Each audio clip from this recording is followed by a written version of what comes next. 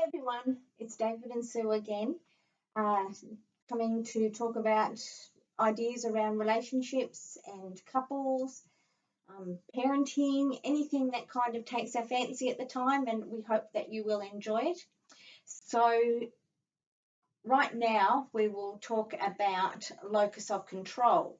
David, would you like to? Yeah, I guess it's a term from psychology and counselling, and it's basically about where you consider the control of your actions to be.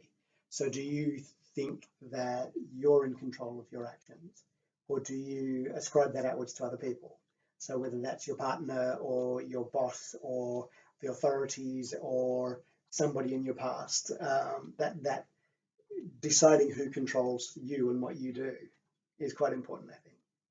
So, if that's sort of the case, what would happen? Like, what would you be feeling if someone ascribed the locus of control to an outside force rather than within? What would they be feeling in terms of? It's not so much feeling; it's how you would act. I think it's that if you consider everything to be down to someone else, you feel powerless, I guess. Okay. Yes. You feel as though you don't get to determine what happens in your life. It's always them, they out there. So when things go wrong, it's not a case of, well, what could I have done differently so it doesn't go wrong again in the same way? It's, oh, it was because of them that it went wrong. And I think in sort of saying that, I think that if someone is always blaming someone else, then there's no almost accountability because it's someone else's fault, and so you then almost become a victim. I would imagine. Yeah, I think so.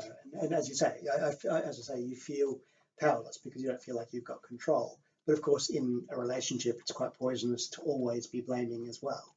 If you're always pushing the blame onto the other person for your actions, that's quite corrosive. So you're taking responsibility for your own actions. Yeah. So I have a one of my 5 pillars of personal power that I use in my workshops happens to be recognize emotion and control your reaction.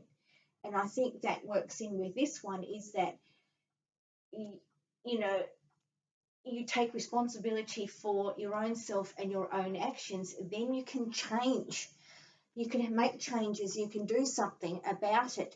Whereas if you blame someone else or if you react to someone else's stuff, then then I think you get hurt more. Well, you're still at their mercy. Yeah. And also, I guess, this is something that we talk to our kids about as they are growing up, and we might mention it a few times. It's really simple, and it's kind of insulting to say to an adult, but it basically is don't whinge, find solutions. This notion that as long as you're putting all your energy into pinning the blame and pushing the blame, you're not finding solutions. Yeah. You're not figuring out how to move on. And you also get roundabout, like cyclical thinking as well, because you're always blaming and they should have done this and they should have done that and how dare they, and so you get more angry than you would because of these cyclical sort of thinkings, and you get stuck then in this sort of you're just applying your energy in a place that's not productive, I think. So I think figuring out how to recognize now, clearly not everything is in our control. The world does stuff to us.